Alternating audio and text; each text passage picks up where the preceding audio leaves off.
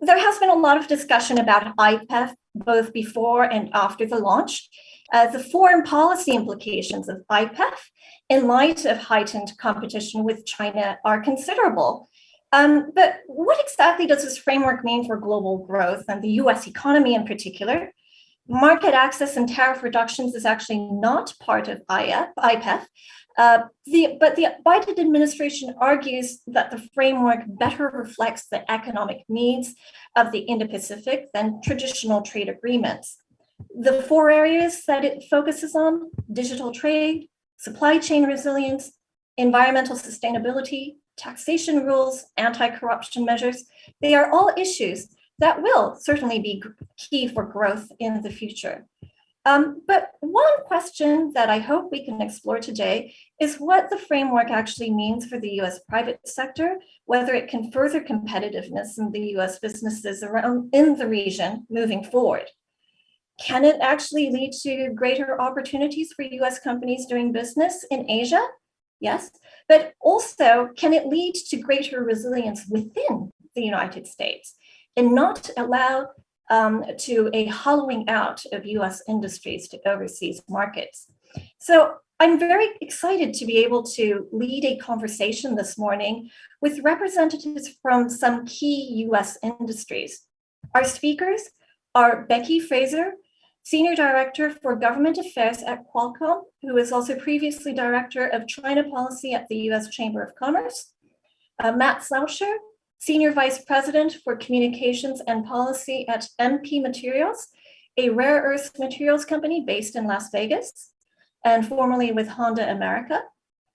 Amanda Blunt, Counsel for Legal Affairs and Trade at General Motors. And David Libatique, Deputy Executive Director, Stakeholder Engagement at the Port of Los Angeles. All of these industries focus a great deal of attention on the issues that are deemed critical for the US economy by the Biden administration. Again, let me remind you, we are taking questions. Email us at asia@wilsoncenter.org, tweet us at Asia Program. So let me first turn to Becky. Qualcomm is, of course, at the forefront of semiconductor design and telecommunications network development. They're at the heart of strategic technology competition. And I'm eager to learn her perspective on whether renewed US focus on supply chain resiliency has impacted Qualcomm's operations in Asia, and whether there are policies that the United States can pursue to ensure the competitiveness of US chip makers and technology leaders in global markets. Thank you, Shioko. I appreciate you hosting today's discussion and for including Qualcomm. I look forward to engaging with my fellow panelists as well. So Qualcomm is the world's leading wireless R&D technology innovator. We're a designer of the semiconductor chipsets that enable that technology.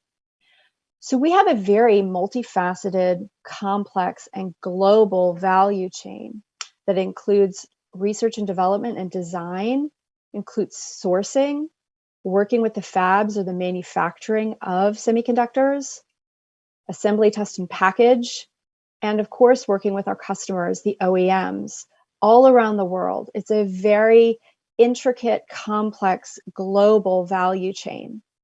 So as we look at trade policy, and for purposes of today's discussion, the Indo-Pacific Economic Framework concept, we really see the potential to be an economic enabler by strengthening the semiconductor supply chain resiliency, by focusing on advancing digital connectivity, both in terms of digital use of 5G, industrial manufacturing, connected factories, smart cities, and then, of course, connectivity of rural and urban areas, both individuals and communities, from healthcare to education.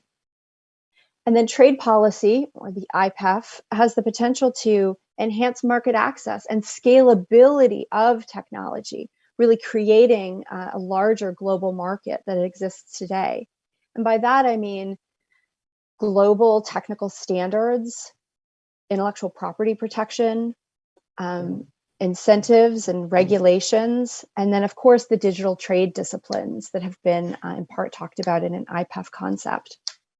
So all of these areas have the potential to really increase the competitiveness of US technology companies, semiconductor supply chain companies, and our IPEF partners. And certainly in recent years, we've seen an enhanced focus on semiconductor supply chain resiliency, both from the Biden administration and also from multiple capitals around the world, as governments have been looking to work with industry to address the constraints and semiconductor challenges that we've faced in recent years.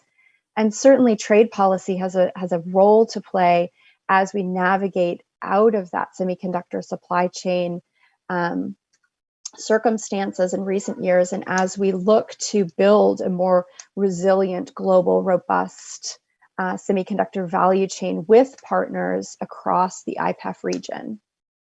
Back to you, Shioko. Great.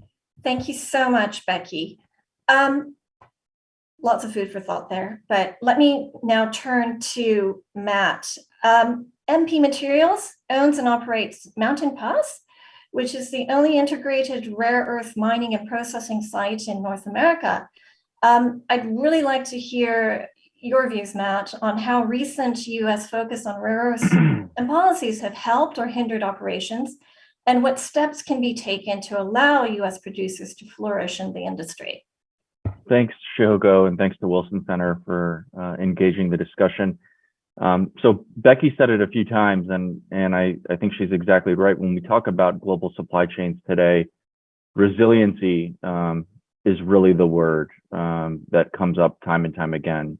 There's really a rethinking going on of global supply chains that values resiliency much more than ever in light of COVID, in light of the situation in the semiconductor industry and a lot of other factors. With respect to the rare earth and critical materials supply chains in the US, first and foremost, we believe that this must be private sector led if we are to achieve resiliency. Companies must be profitable. They must be able to stand on their own 2 feet.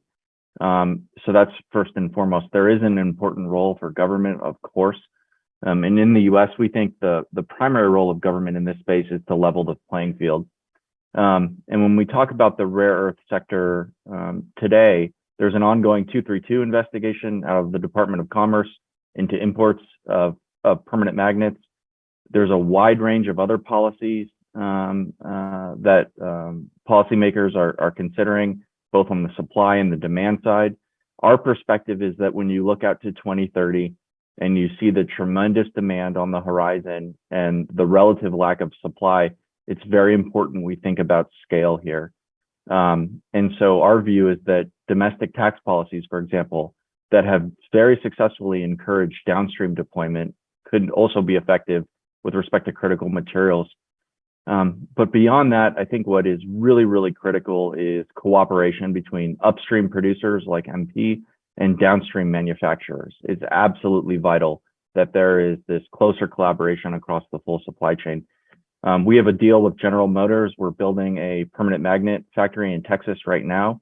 And I think that type of collaboration between a large downstream manufacturer like General Motors and an emerging producer like MP in the upstream is very effective. And so our view is that a trade framework that has the potential to cultivate more collaboration in Asia along these lines between the upstream and the downstream is very bullish for the critical material sector writ large.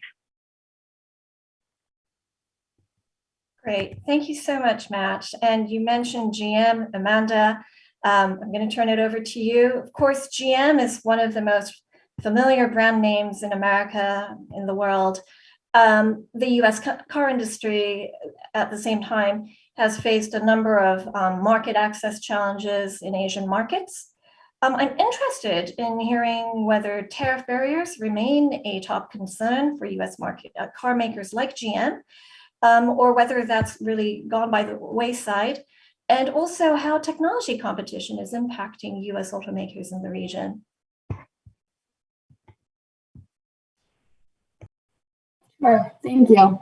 Well, first, the administration has been clear about what IPEF isn't and about balancing inclusiveness with high standards.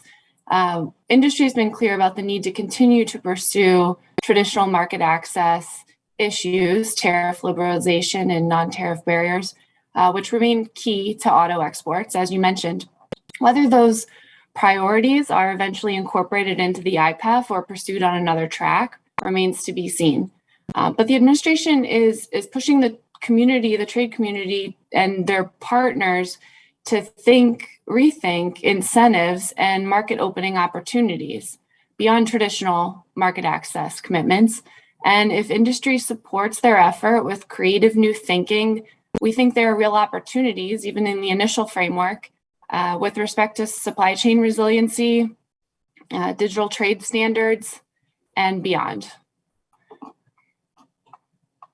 In terms of, I think, the second half of your question about technology competition, I think Matt and Becky touched on already a lot of the issues that the auto industry has been facing in recent years, and the administration's identification of priorities for IPEF reflect accurately the challenges, the current challenges, and we hope to also create a durable framework that can be used to address future opportunities beyond near-term challenges. But I think there's some exciting opportunities with respect to the digital economy piece. GM is excited about innovation, has committed $35 billion on EV and AV, autonomous vehicle development. And our investment in these advanced autonomous vehicle technologies, connected software, data-driven offerings could really benefit from coordination on digital trade standards in the region. Great. Thank you so much, Amanda. Just looking at the auto sector, I know that when I speak, for instance, to Japanese car makers, they like to talk about cars not as modes of transportation, but they like to talk about it as modes of entertainment and kind of a way of being, a lifestyle, insofar as they're not simply mechanisms from going to A to B, but because they have the potential to be completely autonomous driving. They have this ability to be integrated with your computer system and what have you. They can be entertainment units as well. So I'm really hoping that we can discuss this a little bit further and perhaps combine this with this whole discussion about positioning industries in the global value chain and what the future holds. But before we get to that, David has been incredibly patient, and thank you very much for joining us from the East Coast. Of course, Los Angeles is one of the busiest seaports in the world, and it's definitely the #1 container port in the United States. We are all now very familiar with how critical ports are to ensure delivery of goods, and container ship backlogs have certainly made headlines at the height of the pandemic. I'd really like to learn more about how Los Angeles has learned from the challenges it faced over the last 2 years, and your insight into the future of US ports so that they remain competitive and secure would be great. Thank you, Shihoko, and good morning, good afternoon, or good evening, everybody. As Shihoko mentioned, the Port of Los Angeles is the busiest container port in the Western Hemisphere. What we've seen, we come at this conversation a little differently from the rest of the panelists here. We are a public port authority. We are a landlord with 6 major marine terminals, handling all the container movement in and out of the port complex. And what we've seen is about 4 years of trade disruption, beginning with really clunkiness in the supply chain. We're a system that works really well with reliable cycles of movement of cargo, and the amount of the ships that are put into circulation, that deployment architecture, the amount of labor and cranes and equipment on terminal, as well as trucks and train equipment to come and pick up that cargo and take it to inland destinations. Having the right amount usually is the what drives velocity of cargo, movement of cargo through the port. And what we've seen beginning with with tariffs and retaliatory tariffs and surges of cargo to avoid tariff deadlines, and then with the pandemic, where you had non-pharmaceutical interventions in China to shut down factory production, and that caused a lot of canceled sailings and about a 20% drop off in cargo in the first half of 2020.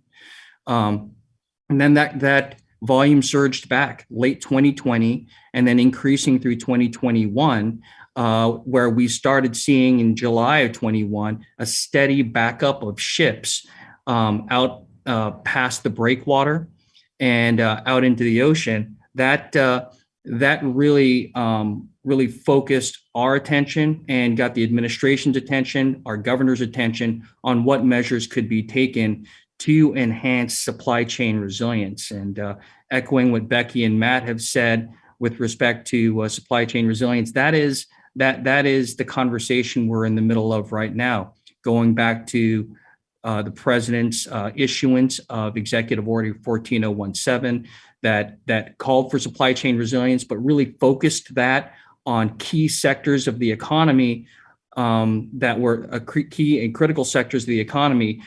We've seen that evolve now to attention being paid to ports and transportation service providers within the maritime supply chain, beginning with Secretary Buttigieg hosting a roundtable with all stakeholders in the LA Long Beach area, and leading to the appointment of Port Envoy John Picari back in October, and then a series of meetings that have been happening on a weekly basis with supply chain stakeholders, again, to look at those operational issues that could be identified and addressed through policy, government action, or really compelling private sector actors, which really run the system, compelling private sector actors to enhance cargo velocity and move cargo off the terminals. In a nutshell, what we saw is a huge surge of cargo, again, beginning in summer of 20, all through 21. We had record volumes in 2021. It's the first year in our history where we pierced 10 million container units, the most of any Western Hemisphere port. So we've moved record levels of cargo, but it was a difficult feat, certainly through the pandemic. It was that level of cargo overtaxed the inland nodes, warehouses, distribution centers, as we saw and observed more cargo owners moving from just in time to just in case. That was really their form of resilience, is to make sure they had inventory on hand to serve the consumer.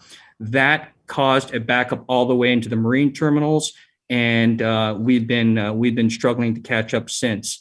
At its peak, we had about 109 ships out at anchor.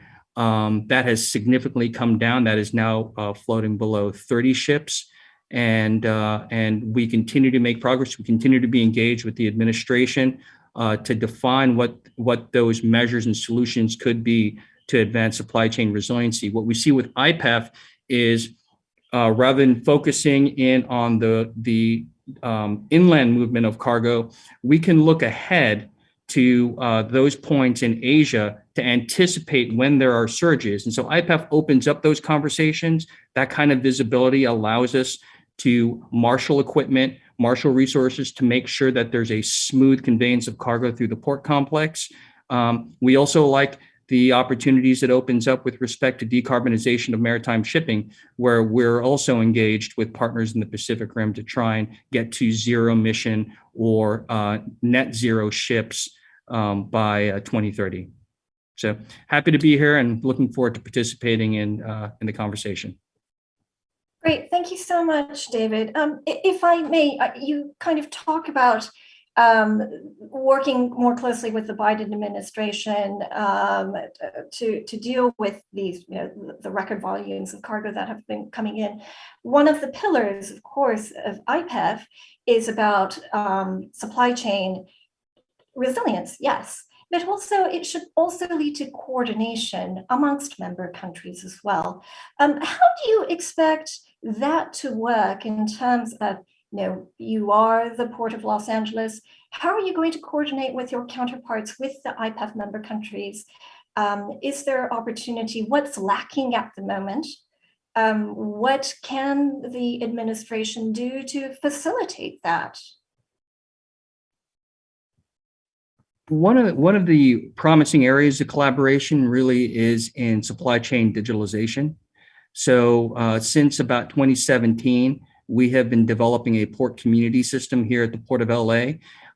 When we first set this up, the idea was historically, terminals had about a 2-day advance notice of what was on the ship coming to them, ready to be unloaded. And by giving them a longer planning horizon, we thought we can glean greater efficiencies. So we partnered with Customs and Border Protection to access data available through the Advanced Manifest system. We coupled that with data from the shipping lines, marine terminal operators, and we've created this usable set of normalized data across the entire port complex. Again, we have 6 container terminals at the Port of Los Angeles, 200,000 individual cargo owners, 2 rail lines, about 18,000 truckers representing about 1,200 different licensed motor carriers. And so there are a lot of different actors that make the port complex work. Trying to address information asymmetries by providing visibility on of data, what's coming in on ships is critical to get better asset utilization and move cargo in and out. So we created this system, but it really covers just the cargo coming in and out of the port and gives them about 14 days advance notice, because that's about when we are able to get that data from CBP. Where we see some opportunities is by working with the ports of origin in around the Pacific Rim, and also working with inland destinations throughout the United States.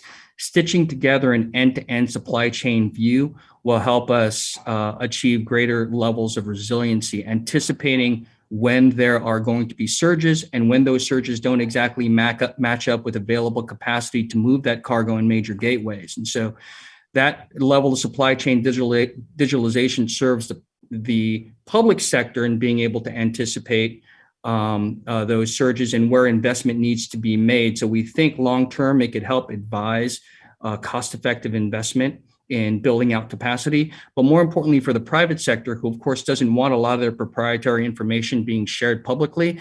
What we believe is that setting up these systems across all the major gateways and then allowing the private sector, allowing the cargo owner really to plug into multiple gateways through some kind of common data standard or API will allow them to get greater visibility on their supply chain and adjust when they see a disruption coming. So we think it's going to enhance resiliency of the cargo owners as well. Great, thank you so much. Becky, I'm going to turn it to you. Basically the same question about the supply chain resiliency pillar, and when it comes to Qualcomm's operations, especially in the semiconductor sector. Anticipation of disruptions. How do we move forward, especially when we're talking about developing consortiums amongst like-minded countries, sharing technology, sharing information about disruptions that may be coming? How will that work? It's a great question that's obviously the top of mind for many of us in the global semiconductor supply chain. So as a sector, it's important to look at the fact that we do have some mechanisms. The World Semiconductor Council is an organization that's comprised of the 6 largest semiconductor economies, where there are years of connective tissue that's been developed between industry and the governments to share information about the semiconductor supply chain, because it has become increasingly global.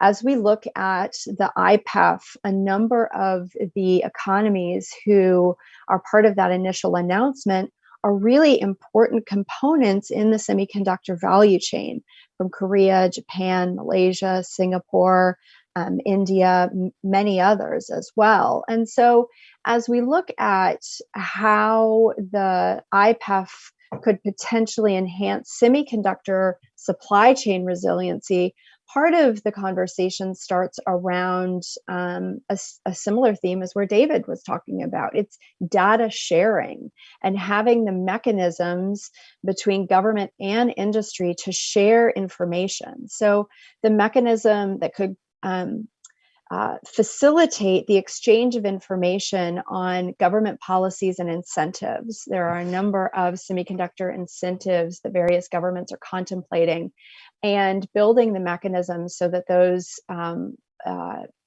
policies are transparent and different governments are aware of what others are prioritizing, so that we hopefully can avoid oversupply or undersupply in a few years. So information sharing mechanisms that include industry at the table along with government and other vested stakeholders. And then certainly the prioritization of information sharing around potential shortages and bottlenecks that can be caused by a range of causes, from natural disaster to certainly those that we have all experienced in the last several years.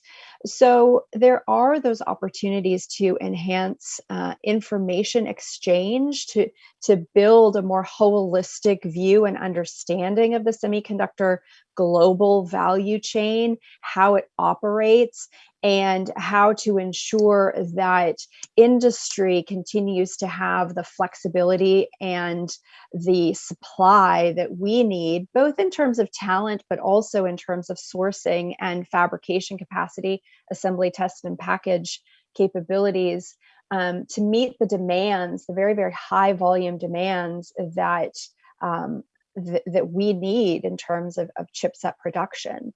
So, I do think that surprisingly, there is some commonality between, where you may not anticipate it, between a tech company and a port on this, and that, part of it comes down to mechanisms that facilitate data sharing that then optimize the system.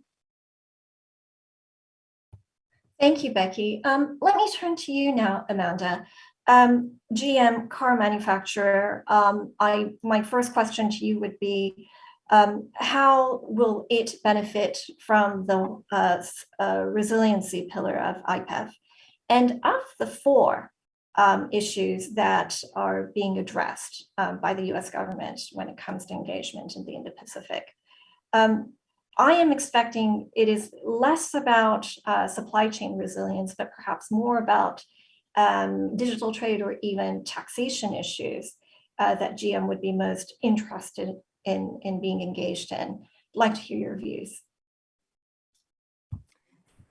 Yeah, I already touched on the digital standards that we're excited about, the prospects in IPEF, but I would also add the decarbonization, clean economy piece.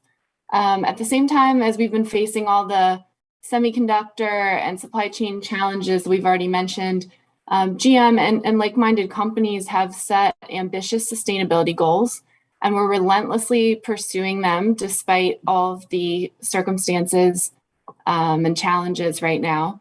And we're seeking to green our products and our supply chains as we transition to an all-electric future. So in terms of decarbonization, GM aspires to be carbon neutral across not only our fleet of vehicles, but also our facilities worldwide.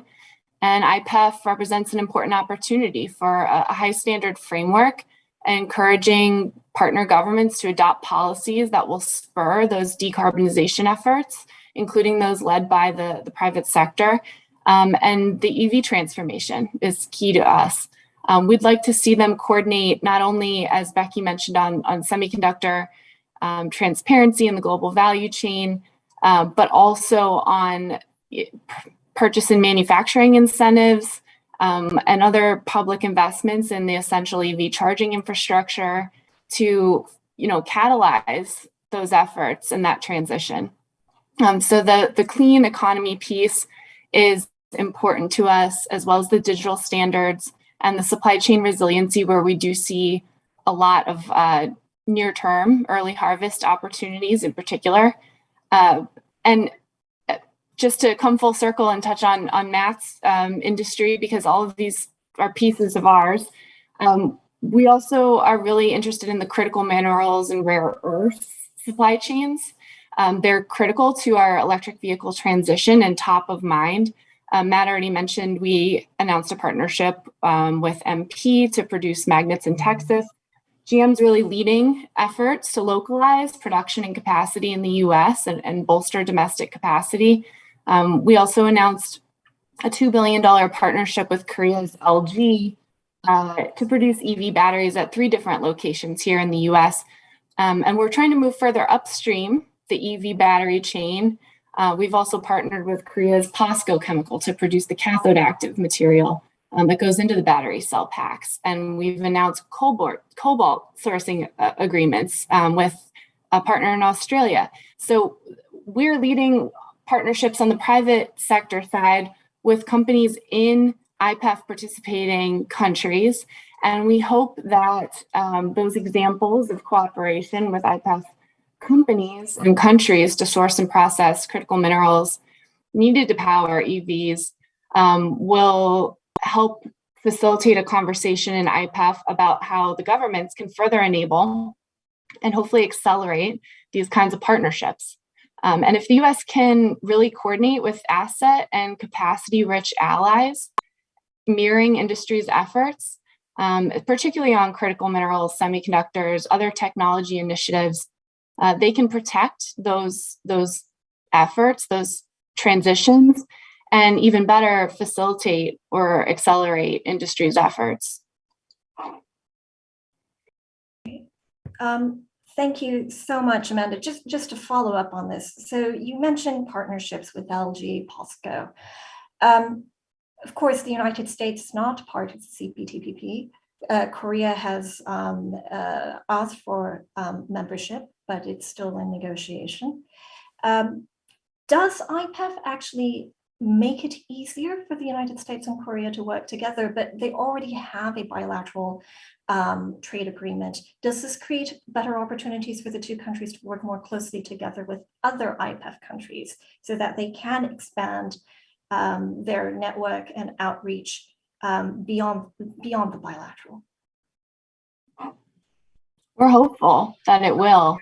The Korea-US free trade agreement has a lot of success stories in itself embedded in that deal, and there's been a lot of benefits to industry. I think IPEF is distinguishable in a lot of ways and a different platform in a lot of ways. So there's an opportunity to identify new challenges that probably weren't even conceived of during negotiation of the US-Korea free trade agreement. And to build off some of those successes and lessons learned as well. Thank you. Matt, so when it comes to critical minerals, we've had this discussion about needing to be less dependent on a single source, namely China, for rare earths. I think a country like Japan, it had really been facing a great deal of pressure, economic coercion from China, with China taking action against Japan for political reasons and to limit Japan's supply. And I think we are now the world is facing an understanding that the critical mineral supply does need to be diversified. But at the same time, there is a lot of domestic concerns within the United States from an environmentally sustainable perspective. I'm hoping you could elaborate a little bit more about what the future holds for the industry here in the United States. What does IPEF actually give yet another element of support for domestic efforts to be able to tap into the resources that the United States actually has here? Well, I think that there is very good prospects for partnerships across Asia in the rare earths and critical materials space. When you think about rare earths and really critical minerals overall, these are fundamental building blocks for the modern economy. we're moving at a global scale from sort of a fuel-based system for energy and transport to a minerals-based system. So those minerals are essential, as Amanda touched on. They're also vital inputs to climate change. To address global climate change goals, we're going to need to vastly innovate in the transportation and energy sector. And so these minerals are essentially key inputs to industrial and economic process. What's going on now is that there's a rush around the world on the part of government, on the part of manufacturers to secure a diverse and resilient supply of these minerals, in particular, minerals that can be validated to be sourced with high environmental standards. And I think when you look across IPEF nations, there is synergy here. As you mentioned, Shihoko, the US and Australia have growing capacity specifically within rare earths to produce refined materials. You look at Japan, Japanese industry in the case of rare earths has significant know-how and capacity to take those materials and to transform them into finished products, in this case, magnets. When you look at South Korea or India or Japan, these are very large manufacturing sectors where resilient supply of these materials is essential. There's also emerging capabilities and growing capabilities in Thailand and Vietnam and other sectors. So I think when you look across Asia, certainly there's opportunity to accelerate shared goals in terms of resiliency and increasing supply, because again, we're looking out at a 2030 framework and the supply is just not there to meet demand right now. As for the US overall, I think there's reasons for optimism. There is alignment on the part of government and industry right now that we need to have a domestic supply of critical materials. There are systemic challenges, certainly. Environmental, the need to comply with high environmental standards certainly rises to the top. But I think I'm hopeful that we'll move forward in a pragmatic way, that we'll develop domestic supplies that eliminate single point of failure risk, but also that we'll look to trade and look to partnerships and look to find synergy abroad so that we can achieve shared goals. Great, thank you so much. So we have a couple of questions that have come in. Let me first turn to Scott Seaman, who is president of the International Business Government Councilors. He asks, digital economy is included in the fair and resilient trade pillar, the negotiations for which will be led by USTR. At the same time, Commerce has indicated that it will be involved in talks on digital and emerging technologies related issues, but commented in the Federal Register notice it issued to solicit public comments that to provide comments on the fair and resilient trade pillar on elements unrelated to the digital and emerging technologies, please see the relevant USTR request for comments. Which agency or agencies will be involved in talks on a potential digital trade agreement within the context of IPEF? This is more of a government issue, but so perhaps I can add to Scott's question and say, you know, the digital trade issue is really focused, is USTR led. All the other issues are going to be led by the Commerce Department.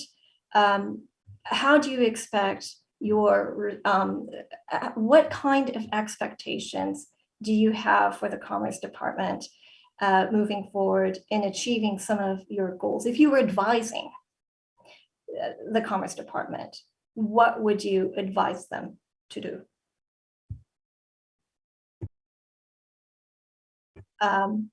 Let me, Becky, you unmuted, sir. So I think it's really important that as we all look at the Indo-Pacific Economic Framework concept, that we look at digital trade as not a standalone, but rather an enabler of the future of the economic competitiveness of the IPEF partners.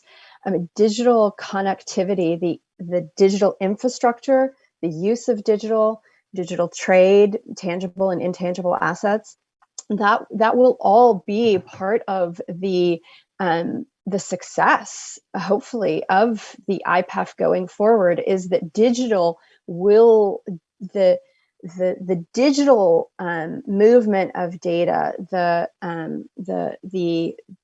digital infrastructure across the region, the telecommunications, the 5G, the continued use of advanced wireless, and the continued use of technologies that do facilitate competitiveness across industries are going to be critical to the success of IPEF and for the continued competitiveness of the companies innovating, manufacturing, and delivering goods and services. So I think it's in part to look at it as a holistic effort, with digital not as a standalone, but rather as a common denominator across the various pillars.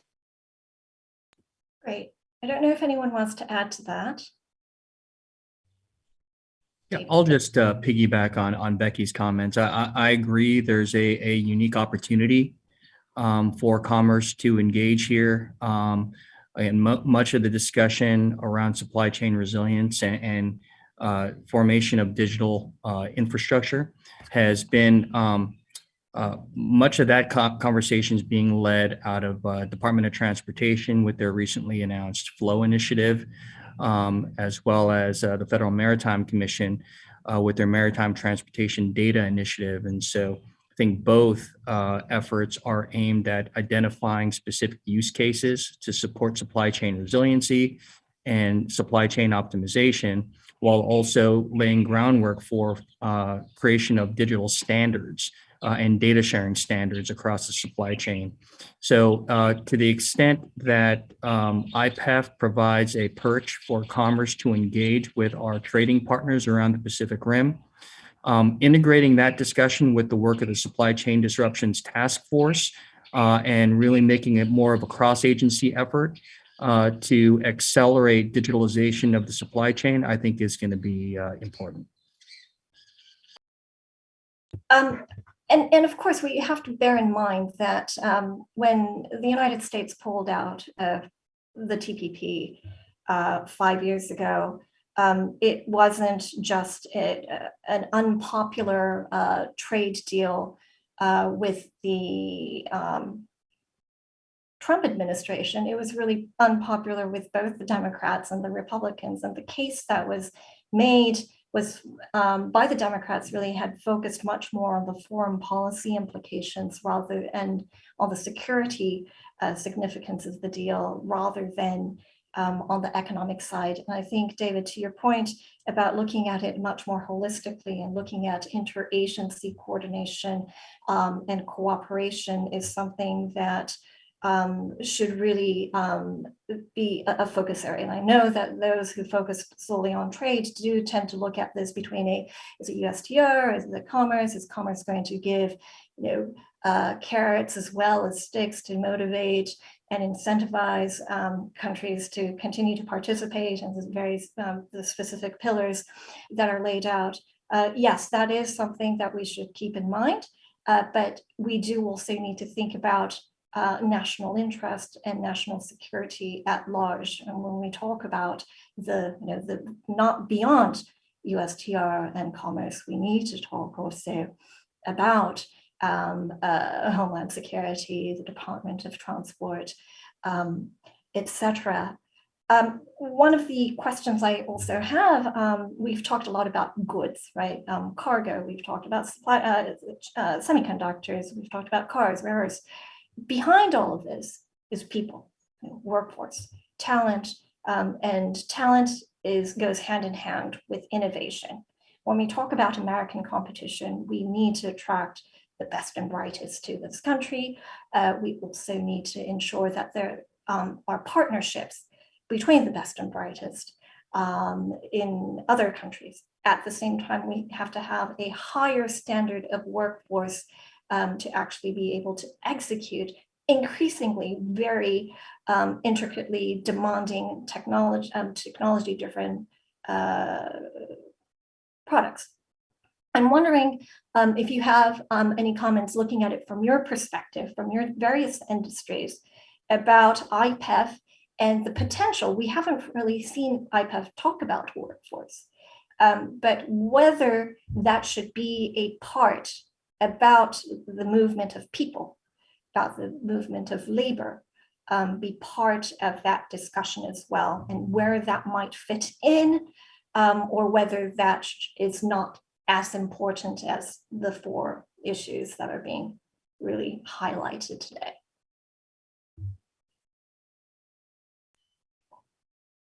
Look, I think there absolutely is a home for a workforce discussion in the IPEF. We think workforce availability is core to supply chain resiliency. Our experience has been that availability of longshore labor was sustained throughout the pandemic and has remained strong throughout.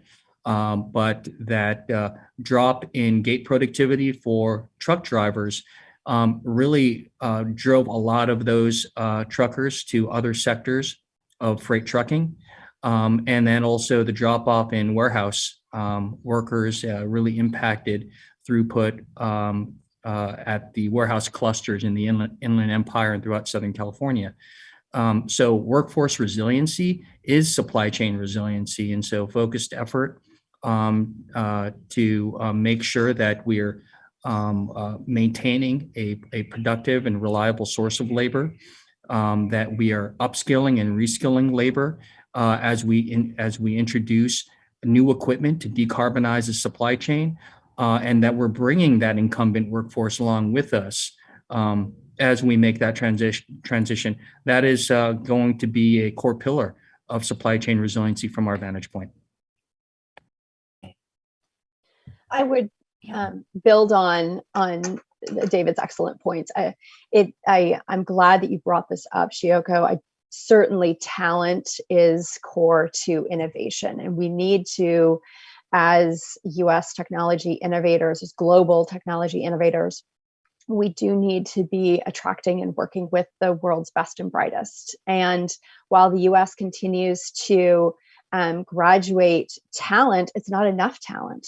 And it's not necessarily in the talent fields that are the future of innovation. When you look at the semiconductor sector, when you look at cellular wireless, these are hard math, science-focused degrees that the US is not currently graduating enough students in. And so having the collaboration with talent in other countries is incredibly important.